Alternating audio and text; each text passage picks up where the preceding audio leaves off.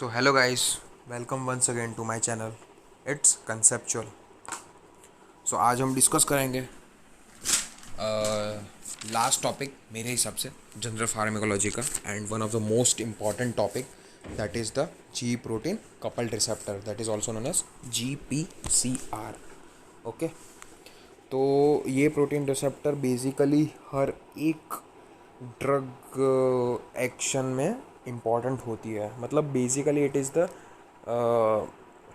क्या बोल सकते हैं, base of all the drug reactions. ठीक है, कि जो भी हो रहा है, कैसे हो रहा है, क्यों हो रहा है, वो सब के आपको आंसर्स इसमें मिल जाएंगे. ओके, तो बेसिकली मैंने आपको बताया था कि रिसेप्टर के टाइम पे, जैसे कि पिछले वीडियो में मैंने आपको बताया था कि रिसेप्टर दो तरह के होते हैं, या फिर इनसाइड द सेल हो सकते हैं या फिर सेल सरफेस रिसेप्टर हो सकता है. तो जी प्रोटीन बेसिकली क्या है, they are the cell surface receptors. Okay, they interact with the G protein which are guanine nucleotide binding protein. अब guanine G मतलब it is a nucleotide, और nucleotide मतलब बेसिकली कंपोनेंट जो हम GUTCA होते हैं ना, जो न्यूक्लियोटाइड जो हमारे DNA में होते हैं वो.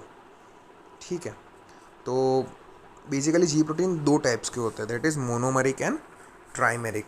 एंड मोनोमरिक का काम है कि function in tyrosine kinase pathway, that is RAS, RHO, RAB etcetera etcetera. ठीक है, एंड हमारे काम का इस वीडियो में मतलब बेसिकली हमारे जितने भी जी प्रोटीन आएंगे इधर पे वो ट्राइमेरिक रहेंगे, दैट इज़ G-alpha-S, G-alpha-I या फिर O, G-alpha-Q, G-alpha-11 etcetera etcetera. तो स्ट्रक्चर कैसा होता है कि ट्राइमर वो हेट्रो ट्राइमर होता है. ओके, एंड देखो एक तीन सब यूनिट्स होता है, that is alpha, gamma and beta. तो अल्फ़ा और बीटा तो डाइमर बना देते हैं and both linked to the plasma membrane. And alpha वो होता है GTase with switch protein. Okay, और अल्फ़ा क्या करता है कि active state when bound to GTP, वो एक्टिव स्टेट में जब GTP के साथ बाउंड होता है. ओके, एंड इनएक्टिव स्टेट में when bound to GDP. Okay, GDT नहीं है, वो GDP है. ओके, और जब GDP के साथ बाउंड होता है तब इनएक्टिव चला जाता है. हैज़ इंट्रिंसिक GTase एक्टिविटी, मैं आगे बताऊंगा कैसे होता है. Inactivate G-alpha GTP by catalyzing GTP hydrolysis. ठीक है, तो वो G-alpha GTP inactivate G-alpha GTP by catalyzing GTP hydrolysis. Okay, certain proteins like alpha subunit specific GTA activating proteins which accelerate the GTP hydrolysis, these are called as the regulator G protein signaling. ठीक है, जो accelerate करेंगे GTP hydrolysis को वो करेंगे regulation GTP protein signalling का. Okay, तो पहले ही वो ट्राइमर होते हैं, फिर तीन अल्फ़ा बीटा गामा सब यूनिट्स होते हैं, बीटा और गामा डाइमर बनाते हैं, अल्फ़ा GTase स्विच प्रोटीन होता है जो GTP के साथ जब बाइंड करता है तब एक्टिव होता है, GDP के साथ जब बाइंड करता है तब इनएक्टिवेट हो जाता है. एंड फिर वो सर्टन प्रोटीन्स होते हैं जो अल्फ़ा सब यूनिट स्पेसिफिक होते हैं, that is also known as GTase activating proteins. Okay, अब नेक्स्ट पेज पे थोड़ा सा बिट मैंने मैसी कर रखा है, बट आई होप आपको ये समझ में आ रहा है. ओके, ठीक है, तो जो ट्रांसड्यूशन के ऊपर वाला है वो उस पर फोकस करिएगा ज़रा, कि बेसिकली मैंने इधर पे एक सेल मेम्ब्रेन को कहा कि एक्स्ट्रा सेलुलर और इंट्रा सेलुलर. अब देखिए कि वो रिसेप्टर मैंने बना रखा है, फिर लेगेंड आके बाइंड कर रहा है, प्लाज्मा मेम्ब्रेन बना रखी है, फिर कहाँ पे देखो वो जी प्रोटीन कंबाइन हो रहा है, क्या sorry intracellular part of the cell membrane. ठीक है, और वो इफेक्टर होता है जो जिस पे इफेक्ट होता है वो. Okay, this receptor have 7 transmembrane helicals so called as serpentine receptors. ठीक है, 7 और serpentine receptors. Okay, and ligands generally bound to G protein coupled receptors are hormones होते हैं, जैसे न्यूरो ट्रांसमीटर्स हो सकते हैं, ओपियम डेरिवेटिव्स, कीमो अट्रैक्टेंट्स हो सकते हैं, photons. Rhodopsin present in our eyes is a kind of GPCR, and transduction is its heterotropic G protein. Okay, so अब बेसिकली क्या है कि लीगेंड होता है वो GPCR के साथ बाउंड करके वो पूरा अपना क्या बोल सकते हैं इफ़ेक्ट को शो करने में मदद करता है, ठीक है। और इफेक्टर यहाँ पे इफ़ेक्ट शो होता है बेसिकली। अब इधर पे we are taking an example. कैसे होता है मैं आपको बताता हूँ कि हमने इधर पे एक एग्जांपल लिया है, जैसे कि रिसेप्टर है हमारा बीटा एड्रेनर्जिक, ओके, लाइगेंड है एपिनेफ्रिन, इफेक्टर है adenylyl cyclase and secondary messenger the most common that is cyclic AMP, okay. Mechanism of receptor mediated activation of effectors. अब इसमें क्या है कि इनर मेम्ब्रेन प्लाज्मा में हमारा जी प्रोटीन बाइंडेड है, ठीक है। Now the ligand binds to the receptor, okay. Picture में आप देख सकते हो कि ligand binds to the receptor and the G protein now binds to the GDP to form GTP, that is it is activated। मैंने आपको बोला था कि अल्फा जब GTP के साथ कंबाइन करता है तब वो एक्टिवेट स्टेट में चला जाता है, ओके। तो उधर पे आप हेंस दे सकते हैं कि GDP से GTP बन रहा है। Now one protein get bind to the receptor, okay, and then alpha unit is left alone and the two subunits gamma and beta are separated, ठीक है। तो अल्फा अफेक्टर पे जाके GTP के साथ जुड़ जाता है एंड वो डिटैच हो जाता है गामा एंड बीटा से, okay, and the protein gets bind to the receptor, ठीक है। एंड इधर पिक्चर मैंने आपको दे रखा है कि ATP से साइक्लिक AMP फॉर्म हो रहा है वो GTP के प्रेजेंस में, ठीक है। एंड फिर अब हम नीचे वाले सेक्शन में आ जाते हैं, इधर पे alpha subunit. Alpha subunit with GTP binds to effector and gets activated. Alpha subunit with GTP, देखो अल्फा सब यूनिट के साथ इधर पे GTP है, okay, and now binds with GTP and gets inactivated. अब वो GDP के साथ बाइंड करके इनएक्टिवेट, वंस एक्टिवेट हो गया GTP के, sorry alpha subunit GTP के साथ बाइंड करके एक्टिवेट हो गया, okay. And once this process is over alpha subunits bind with GTP and gets again inactivated and alpha unit again attaches to the other subunit. मतलब फिर से ही कि एक बार बस हमने साइक्लिक AMP को ATP से बना लिया, ओके, और इफेक्टर ने इफेक्ट शो कर दिया, ओके, तो फिर वो अल्फा सब यूनिट फिर से चला जाएगा गामा एंड बीटा सब यूनिट के पास, ठीक है। तो जैसा था वैसे स्टेट में आ जाएगा, ओके। तो बेसिकली अब ये हेटरोट्रोफिक जी प्रोटीन्स होते क्या है वो देखते हैं हम। तो heterotrophic G proteins are basically of GS, GQ, GI, G12 and 13। Classification is based on the G alpha subunit and the effector to the couple, ठीक है। बेसिकली 4 है। GS that couples with adenyl cyclase, GQ है वो couples to activate phospholipase C, okay, beta, and GI होता है inhibits adenyl cyclase and G12 13 होता है वो activates ROGEF, that is guanidine nucleotide exchange factor, and fate of beta complex after dissociation from alpha unit. मतलब beta gamma का क्या होता है जब वो अल्फा सब यूनिट के साथ डिटैच हो जाता है, वो क्या करता है, B gamma complex also has signalling function, they can couple with this type of factors and carry out a response generation. तो कौन से रिस्पॉन्स जनरेट करते हैं, that is phospholipase C beta, फिर के पोटेशियम आयन चैनल, फिर adenylyl cyclase, फिर phosphatidyl inositol kinase, that is PI3 kinase, okay. तो वो this type of factors and carry out a response generation. तो ये सब भी प्रोड्यूस करते हैं beta gamma complex, that is phospholipase C beta, phosphatidyl inositol, that is PI3 kinase, potassium ion channel and adenylyl cyclase, okay. अब एक बार हमने response तो क्रिएट कर दिया, अब टर्मिनेशन कैसे होगा वो रिस्पॉन्स का, ओके। तो टर्मिनेशन के लिए भी एक अच्छी सी मैकेनिज्म है, वो मैं आपको समझाऊंगा इधर पे, ठीक है। तो ligand binding results in the receptor activation, activated receptor turn on G protein turns on effector. अब बेसिकली क्या देखो, ligand binding to result in receptor activation, ligand जाके रिसेप्टर के साथ बाइंड हो तो उसका एक्टिवेशन हुआ। अब रिसेप्टर एक्टिव होगा तो जी प्रोटीन को एक्टिव करेगा, एंड जी प्रोटीन एक्टिव हुआ तो वो इफेक्टर पे इफेक्ट शो करेगा टू प्रिवेंट ओवर स्टिमुलेशन। अब ओवर स्टिमुलेशन भी हमको प्रिवेंट करना है, बिकॉज कोई भी चीज़ लिमिट में हो तो अच्छी लगती है। लिमिट के बाहर कोई भी चीज़ जाए तो वो हानिकारक हो सकती है। वो हमारे लॉकडाउन में भी वही हो रहा है कि हम सब पूरा पूरा दिन बस सोशल मीडिया पे एंड ऐसा। हॉबीज़ को भी टाइम दिया करो गाइस, ठीक है। तो वो सब करना भी ज़रूरी है, बिकॉज़ बार बार वही रूटीन हम करके बोर हो जाते हैं। तो फिर थोड़ी म्यूज़िक, थोड़ा सा गाना सुनना या फिर फ्रेंड्स के साथ बातें करना, that should be also one integral part of our life. Because ये टफ़ टाइम्स में हमारी फैमिली और हमारे फ्रेंड्स जितने हम क्लोज आ सके उतना बेहतर है हमारे लिए, to improve our own personal and public personality, ठीक है। चलो फिर से टॉपिक पे आते हैं। हम कहाँ थे कि to prevent over stimulation receptors have to be blocked from continuing the G protein, okay. तो अब जी प्रोटीन अटैच्ड ही रहेंगे तो ओवर स्टिमुलेशन होता रहेगा and that will lead to the harmful effects in the body.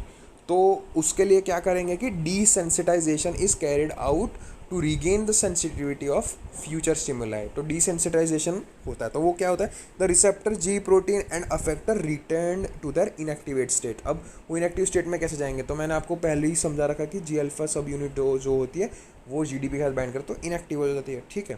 तो desensitize is a process that blocks the active receptors from turning on additional G proteins, okay. तो इधर पे क्या करेंगे कि एडिशनल जी प्रोटीन को एक्टिव ही नहीं होने देंगे, और जब एक्टिव नहीं होंगे तो वो इफेक्टर के साथ बाइंड नहीं कर पाएंगे, एंड जब इफेक्टर के साथ बाइंड नहीं कर पाएंगे तो वो इफेक्ट ओवर स्टिमुलेशन नहीं होने देंगे, ओके। अब स्टेप्स ऑफ डिसेंसिटाइजेशन, तो ये ध्यान से मैंने इधर पे अच्छे सा डायग्राम बनाया है जो आपको शायद समझ में आया तो अच्छी बात है, ओके। एंड उसमें पहली बात क्या है कि cytoplasmic domain of activated ji protein couples receptor is phosphorylated by a kinase called as G protein coupled receptor kinase, that is also known as GPCK, okay, GPCRK, ठीक है, या फिर GRK भी बोल सकते हो, ओके। तो वो क्या करेगा कि GPCR को फॉस्फोराइलेटेड कर देगा, ठीक है, और उसमें ATP से ADP कन्वर्ट हो जाएगा, and phosphorylation of the G protein coupled receptor results in the binding of a protein called as arrestins. अब फॉस्फोरिलेशन ऑफ जी प्रोटीन हुआ तो रिजल्ट वो एरेस्टीन्स के साथ जाके बाइंड हो जाता है एरिस्टीन्स के साथ, and binding of arrestins prevent the activation of G protein, ठीक है। तो मतलब एक बार रिसेप्टर वहाँ पे फॉस्फोराइलेटेड हो गया एंड वो एरेस्टीन्स के साथ बाइंड कर जाएगा, तो जो जी प्रोटीन्स होंगे तो उसको वो एक्टिवेट ही नहीं कर पाएंगे रिसेप्टर को, और रिसेप्टर जब एक्टिवेट नहीं कर पाएंगे तो इफेक्टर के ऊपर शो नहीं कर पाएंगे इफेक्ट्स, एंड इफेक्टर अगर इफेक्ट नहीं शो कर पाएंगे तो ऑब्वियस सी बात है कि ओवर स्टिमुलेशन रुक जाएगा, and that process, the whole process is known as the desensitization, okay. And अब थर्ड स्टेप में क्या, arrestin binds to the clathrin molecules in the clathrin coated pits, okay. ये स्टेप कुछ ज़्यादा काम का नहीं, मतलब वो जाके क्लेथरीन मॉलिक्यूल्स जो क्लेथरीन कोटेड पिट्स होता है वो जाके बाइंड हो जाता है। एंड फोर्थ में क्या होता है, endocytosis of GPCR takes place. उसमें क्या है कि receptor can get dephosphorylated and return to the plasma membrane. तो जो G protein couple receptor dephosphorylated हुआ है वो फॉस्फोराइलेटेड हुआ है तो वो डीफॉस्फोरिलेशन करके फिर से प्लाज्मा मेम्ब्रेन में रिटर्न कर जाएंगे, या फिर क्या हो सकता है कि internalize the receptor and degraded by lysozymes. तो फॉस्फोरिलेटेड जो GPCR है वो रिसेप्टर वो अंदर ही अंदर लाइसोजाइम्स में डिग्रेड हो जाएंगे, ठीक है। और अब और भी होता है कि GPCR mediated pathways based on types of secondary messenger, ठीक है। तो प्रोटीन्स तो खुद करते हैं बट कुछ मैसेंजर्स भी होते हैं जो GPCR मीडिएटेड पाथवेज को चलाते हैं। तो फर्स्ट है साइक्लिक एडेनोसिन मोनोफॉस्फेट, वो सेकेंडरी मैसेंजर है, and phosphatidyl inositol derived second messenger, ठीक है। तो मैंने इधर पे ही वो जो fate of beta gamma complex होता है उधर पे ही ये दोनों के एग्जाम्पल है, that is cyclic adenosine monophosphate, that is adenylyl cyclase, and phosphatidyl inositol, that is PI3 kinase, okay, ठीक है। PI3 पाथवे भी बोल सकते हैं, okay. GPCR mediated with cyclic AMP as secondary messenger for glucose mobilization, ठीक है। अब ध्यान देना, mainly glucagon and epinephrine work in pathway as ligands, ठीक है, जो आके बाइंड करेंगे। ठीक है। Glucagon secreted from pancreas of alpha sales increase the blood glucose level and opposite of insulin, and epinephrine is secreted from the adrenal gland responsible for fight और flight hormone and increase the blood glucose level. अब ligand है देखो, glucagon and epinephrine है, वो receptor GPCR के साथ bind हुआ और फिर वो आके एडिनाइल साइक्लेज, देखो मैंने बीटा गामा कॉम्प्लेक्स में आपको बताया था, बीटा एडिनाइल साइक्लेज प्रोड्यूस हुआ, बीटा गामा कॉम्प्लेक्स है वो अल्फा GTP के साथ बाइंड करके एक्टिवेट हुआ, एडिनाइल साइक्लेज इनएक्टिव था तो वो जाके एक्टिव हो गया, एंड फिर एडिनाइल साइक्लेज एक्टिव फॉर्म में प्रोटीन काइनेस ए जो इनएक्टिव फॉर्म में है उसको एक्टिव फॉर्म में कन्वर्ट किया। ओके, तो इससे दो पाथवे निकल गए। अब क्या क्या, फॉर प्रोटीन काइनेस ए, ध्यान से समझिएगा, प्रोटीन काइनेस ए इनएक्टिव था तो प्रोटीन काइनेस ए को एक्टिव किया।